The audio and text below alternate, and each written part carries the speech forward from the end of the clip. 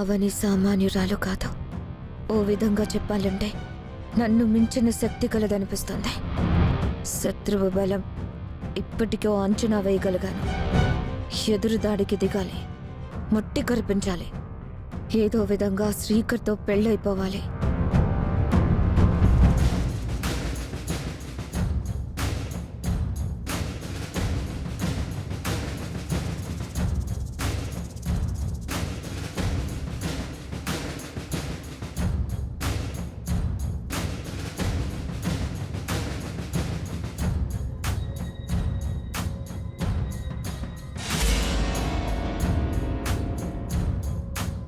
రే విష్ణు, అవని ఏమన్నా కనిపించిందా నీకు? లేదు శ్రీకర్, కనిపించలేదు. Okay Vishnu, bye. ఎవరిని అడిగినా తెలియదని అంటున్నారేంటి? అవని ఏమైంది?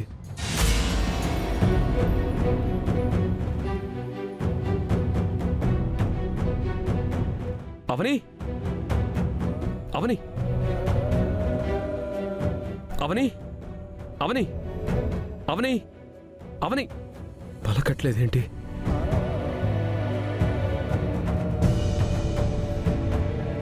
అవని అవని అవని అవని ఎందుకు తెగించావురా బాలరాజా?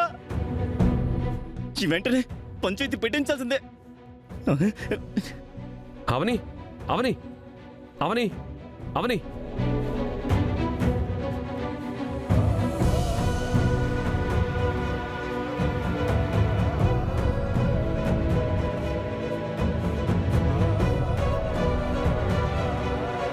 రండి అవని రండి. అవని చూసారా? మీ కళ్ళతో మీరే చూడండి ఏం జరుగుతుందో. అసలు ఇంటికి ఎందుకు తీసుకొచ్చావురా? అమ్మ పరువు ఏమవుతుంది? అమ్మా, అవనికి వీడికి గ్యాప్ వచ్చిందంటే రాత్రి సమయంలో గోడ దూకి గెస్ట్ హౌస్ కి వెళ్ళాడంటే ఒక అర్థం ఉంది. పట్టపగలే బరి తెగించేశాడు. బియ్యం బస్తాన్ని పట్టుకొచ్చినంత సులభంగా అవనిని 2 చేతులతో ఇలా పట్టుకొని వచ్చేసాడు. నేను చూశాను, నా కళ్ళారా చూశాను. దీన్ని మన ఇంటికి ఎందుకు తీసుకొచ్చావురా? రేయ్, ఏంట్రా ఈ బుద్ధులేని పనులు? అది కాదు నాన్న. చిచ్చి, నువ్వు రోజు రోజుకి ఇలా తయారైపోతున్నావేంటి?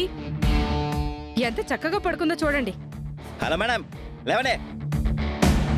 ఓ పక్క మేము నీకు మాయతో బ్రహ్మాండంగా పెళ్లి చెయ్యాలి అనుకుంటే ఏం పనులివి? ఏదో సామెత చెప్పినట్టు అదృష్టవంతుడిని చెడగొట్టలేము, దురదృష్టవంతుడిని బాగు చేయలేము. అలా ఉంది నీ పరిస్థితి. ఇంకాపుతారా? అవని మనింటి ముందు కళ్ళు తిరిగి పడిపోయింది. లేపితే లేవలేదు, అందుకే తీసుకొచ్చి ఇక్కడ పడుకోబెట్టాను. ఇష్టం వచ్చినట్టు మాట్లాడకండి. రేయ్, మేమిష్టం వచ్చినట్లు మాట్లాడలేదు. నువ్వే నీకు ఇష్టం వచ్చినట్లు ప్రవర్తిస్తున్నావు. ఇది పద్ధతి గల వాళ్ళ ఇల్లు అనుకున్నావా, లేదంటే ఇంకేమన్నా అనుకున్నావా?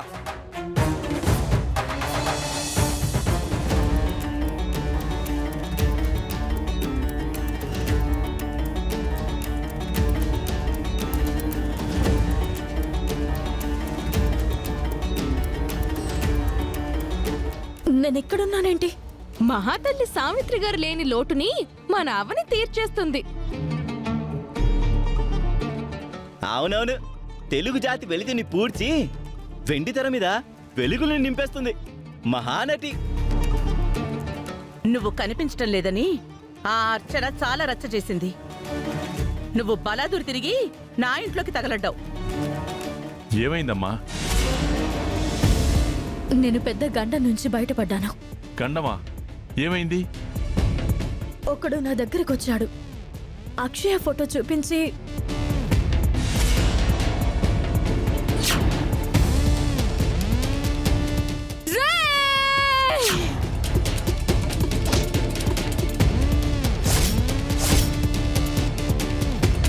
నేను నమ్మి వాడిని తీసుకుని వెళ్ళాను. వాడు ఏం చేశాడంటే, నోర్మోయ్, నువ్వు చక్కగా కథలల్లడం నీకు బాగా అలవాటు. నీ మాటలు ఎవరు నమ్మరు. సంబంధం లేని కథలు చెప్తుంది. అరే, అసలు ఏం చెప్పబోతుందో విందామమ్మా. ఇంకేం చెప్తుంది? నీతి కథలు, పంచతంత్ర కథలు కాదు, కూతురి కథ చెప్తుంది. వింటారా మీరు? నాకైతే అస్సలు ఓపిక లేదు. అవని, అక్షయ్ విషయం అయితే నువ్వు మాట్లాడాల్సిన అవసరం లేదు. అక్షయ గురించి చెప్పను. మరో విషయం చెప్తాను. నేను ఒక అడవిలో నువ్వేం చెప్పొద్దు, మేమేం వినొద్దు. ఇక బయలుదేరు ముందు. హా, అమ్మ చెప్పిందిగా, ఇక బయలుదేరు బయలుదేరు. వినేంత ఓపిక, అర్థం చేసుకునేంత జ్ఞానం లేవు.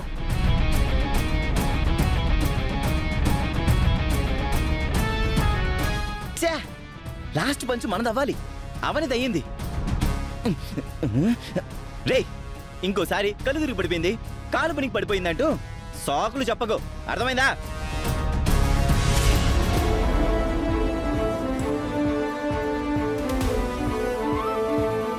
మేడం, ఏమైపోయారు? ఎక్కడికి వెళ్ళిపోయారు?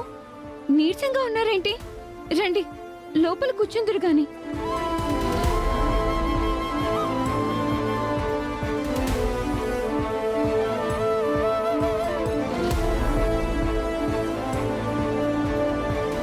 కూర్చోండి.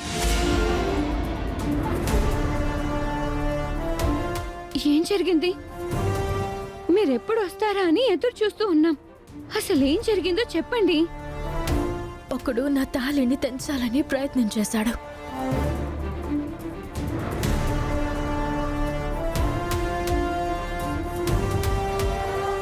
రేయ్!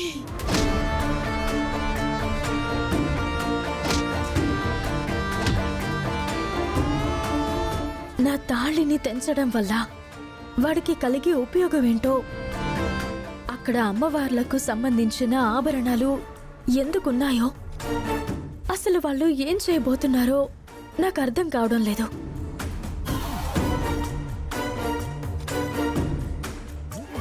తిరిగి వెనకకి వెళ్ళడానికి శక్తి సరిపోక అడవి నుంచి బయటపడ్డాను. ఒకప్పుడు అన్నపూర్ణాదేవి విగ్రహాన్ని, ముక్కు పుడకను దొంగిలించడానికి విదేశీయులు వచ్చారు. చివరికి అంతమయ్యారు. ఇప్పుడు కూడా అమ్మవారి ఆభరణాల విషయంలో అటువంటి ప్రయత్నమే జరుగుతుందని అనిపిస్తుంది. వినాశకాలే విపరీత బుద్ధి అన్నట్టు ఆ గూడెం ప్రజలు దుర్బుద్ధితో ఉన్నారు. గౌరీ, నువ్వు నన్ను చాలా జాగ్రత్తగా ఉండమన్నా, బయటికి పోవద్దు అన్నా, ప్రమాదం మన ఇంటంచనే ఉంది అన్నావు. అయినా నేను నీ మాట వినకుండా వాడితో వెళ్ళాను. వాడొచ్చి అక్షయ ఫోటోని చూపించి నా బిడ్డ జాడ తెలియజేస్తానని ఆశని చూపించేసరికి నమ్మి వాడితో వెళ్ళాను. అక్కడ నాకు మంచి చెడు రెండూ జరిగాయి. నా కళ్ళలోకొచ్చిన ఆభరణాలను ప్రత్యక్షంగా చూడగలిగాను. అయితే ఆ ఆభరణాల వెనక ఏదో పెద్ద కథే ఉండుంటుంది. అవును, ఆ కథ ఏంటో, ఆ కథ వెనక ఎవరెవరి హస్తం ఉందో తెలుసుకుంటాను.